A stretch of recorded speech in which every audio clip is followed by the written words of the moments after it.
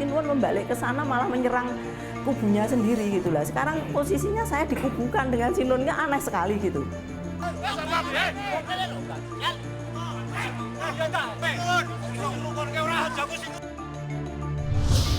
Ya pastilah itu ada kepentingan kan begitu.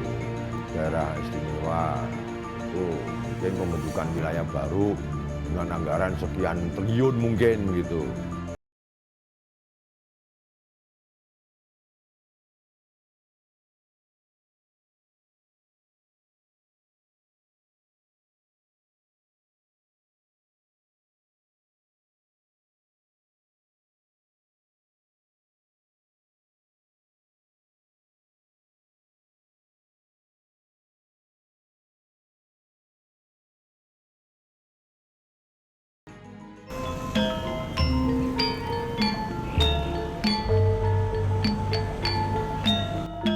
Keinginan terpendam untuk menjadikan kota Solo dan sekitarnya sebagai sebuah provinsi yang berstatus daerah istimewa akhirnya memasuki wilayah hukum.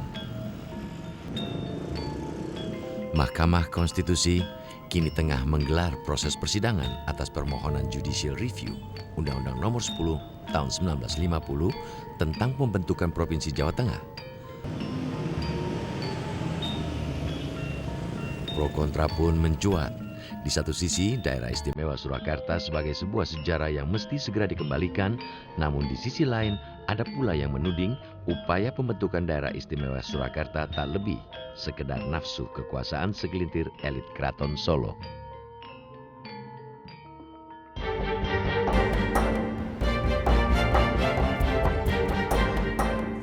Mahkamah Konstitusi telah beberapa kali menggelar uji materi Undang-Undang Nomor 10 Tahun 1950 tentang pembentukan Provinsi Jawa Tengah. Pemohon pertama yaitu Pengageng Sasana Kraton, Graikus Murtia atau Gusti Mung. Sedangkan pemohon dua, Kanjeng Pangeran Edi Wirabumi selaku Ketua Umum Paguyuban Kawulo Kraton Surakarta atau Pakasa. Edi Wirabumi adalah suami Gusti Mung. Dalam permohonannya kepada majelis hakim, pemohon satu telah kehilangan haknya sebagai ahli waris untuk mengelola dan atau mengatur tanah-tanah Keraton Surakarta. Hal tersebut berdampak pula terhadap kewibawaan serta status sosial keturunan dan keluarga Keraton Surakarta. Itu yang didhawuhi sama bapak saya, Pakubono ke-12, yang melakukan kontrak politik penggabungan wilayah kerajaannya mendukung berdirinya Republik. Itu.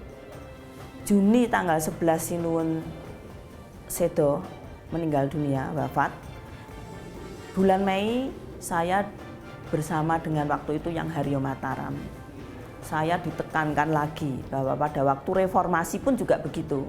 Kowe kudu iso mbalekke daerah istimewa Surakarta. Sedangkan pemohon dua merasa dirugikan oleh Undang-Undang Nomor 10 Tahun 1950 tentang pembentukan Provinsi Jawa Tengah. Sebab dengan keberadaan undang-undang itu, pihaknya mengaku tidak dapat melestarikan dan mengembangkan budaya Jawa dari Keraton Surakarta.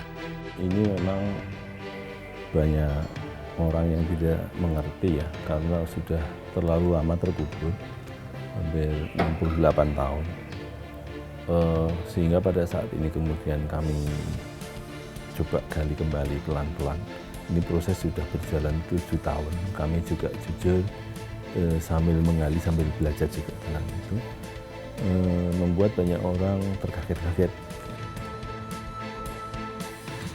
Namun kubu lain di internal keraton justru bernada miring atas pengajuan pembentukan daerah istimewa Surakarta ini. Ya pastilah itu ada kepentingan kan begitu, itu pasti itu. Karena kalau daerah istimewa itu mungkin pembentukan wilayah baru dengan anggaran sekian triliun mungkin begitu. Kalau itu yang menjadikan acuan ya sulit untuk bisa direstui, sulit untuk bisa disahkan begitu. Kalau saya lebih kecenderungannya keraton ini dibenahi dulu Saya pernah menanyakan kepada sampean dalem bahwa bagaimana dengan DIS. Belum iso. Urung iso. Sampai gedek-gedek begitu urung iso.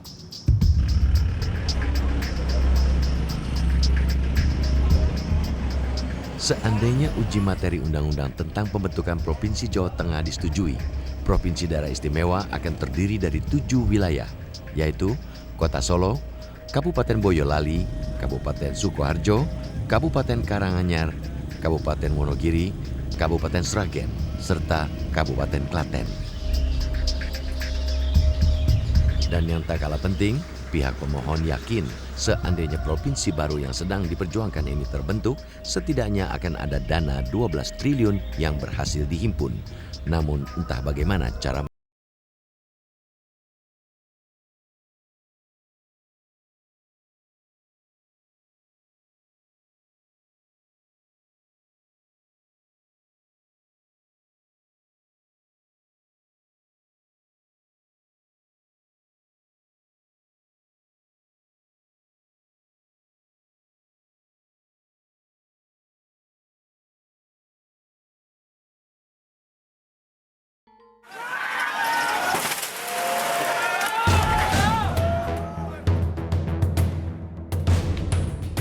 Suasana Keraton Solo pada 25 Agustus malam yang silam tampak mencekam. Rencana sampean dalam ingkang Sinuhun Pakubono ke-13 Hangabehi yang akan menggelar halal bihalal dengan mengundang seluruh kerabat, abdi dalam hingga masyarakat umum memunculkan kesimpang siuran informasi. Sejumlah kerabat mendengar desas-desus jika rencana halal bihalal yang akan digelar keesokan harinya sesungguhnya memiliki agenda yang kelewat gawat, yaitu melakukan penyegaran alias pergantian kabinet keraton yang telah terbentuk sejak 9 tahun silam sejak pengukuhan PB ke-13 Hangabehi.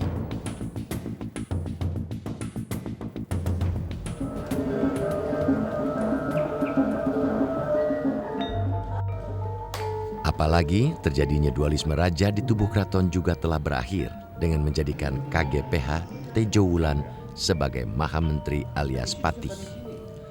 Meski Maha Menteri merupakan jabatan baru dalam tradisi Keraton Solo, namun hal tersebut mampu melunakkan Tejo Wulan untuk menanggalkan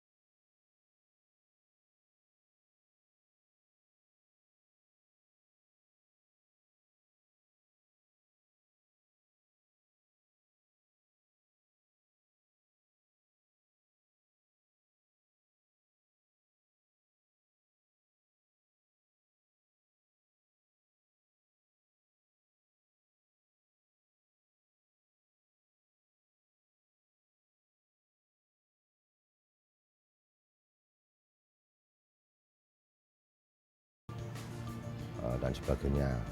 Kemudian saya melaporkan kepada Sinuhun. Nah, kalau memang seperti itu dialihkan ke Sasono Nalindran, itu di mana komplek tempat tinggal di Susunan Pakubono ke-13. pada waktu mau dilaksanakan, kira-kira jam 5 pagi ya, itu ada surat.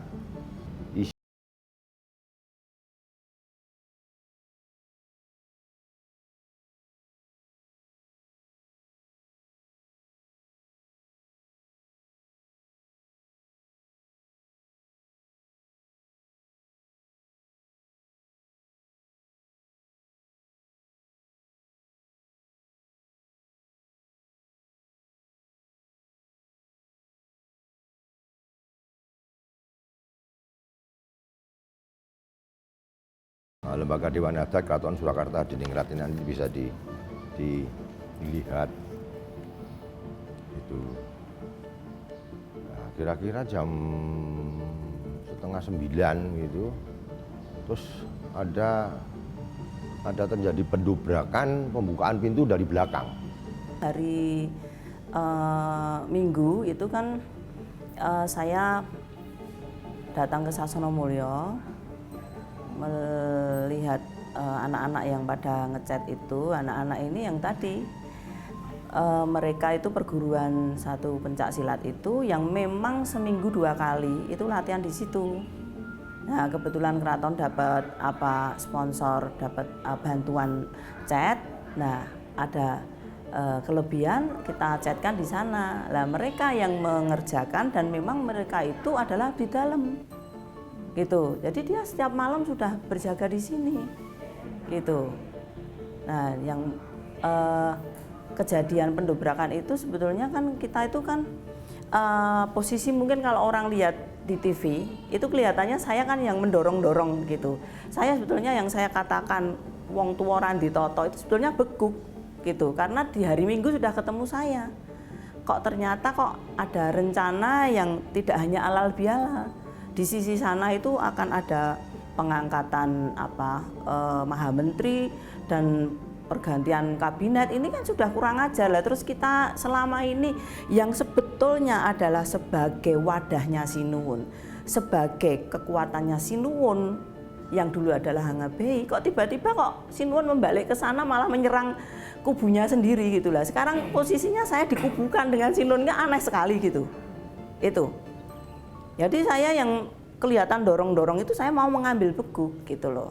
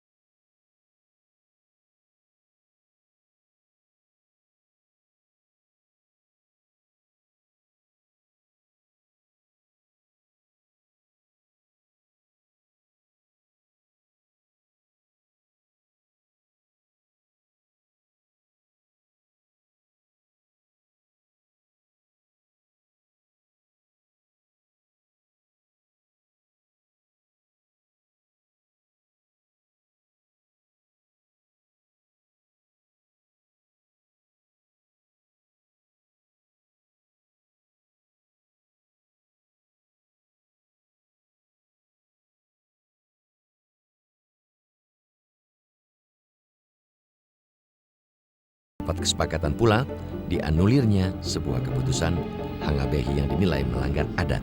Di antaranya pengangkatan Bendoro Raden Ayu Asih Winarni sebagai permaisuri, penandatanganan rekonsiliasi dua raja serta penerimaan kembali KGPH Panembahan Agung Tejo Wulan ke dalam lingkungan keraton.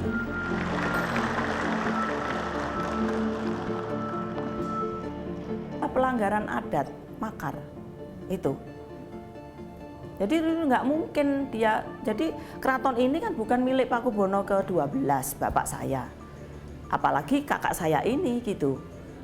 Apalagi yang lalu juga ini adalah milik dinasti, ini harus semuanya menjaga itu. Nah ini seakan-akan kan terus Sinuwun kakak saya ini kan didorong dibikin mabuk bahwa yang kuasa, yang ini adalah raja ini. Lah ini zaman kapan? Ini sudah Republik Indonesia Pak, Mbak. Persoalan yang terjadi sekarang itu adalah saya dengan Sri Suhunan Pakubono 13 sampean dalam sudah tidak ada masalah apa-apa.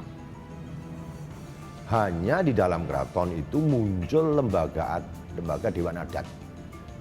Nah, lembaga Dewan Adat ini yang sekarang menguasai seluruhnya. Saya merebut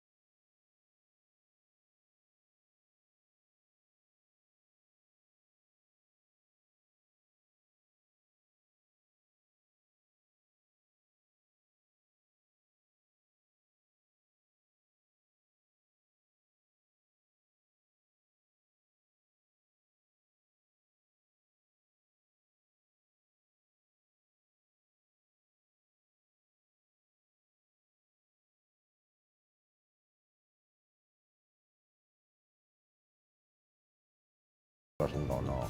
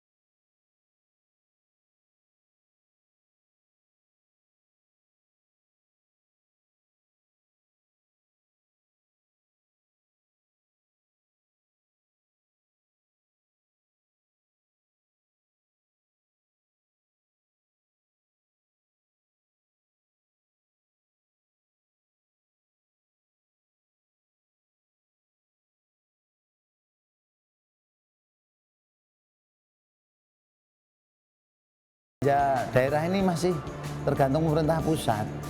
Saya belum melihat apakah ya itu akan terjadi begitu. Saya pengertian dari itu juga nanti per teritorialnya juga akan berdiskusi panjang lagi, wilayahnya ada di mana, terus kemudian apakah kemudian juga yang di luar keraton, bagaimana dengan peralihan itu tadi aset-aset yang sudah banyak ada di mana-mana, ya perdebatannya masih akan panjang soal itu dalam tingkat implementasi. Nah, itu sudah diterima bahwa daerah istimewa Surakarta itu memang konstitusional keberadaannya. Yang harus dilakukan oleh pemerintah dan DPR adalah menyusun undang-undang tentang keistimewaan Surakarta. Itu bukan membentuk daerah istimewa.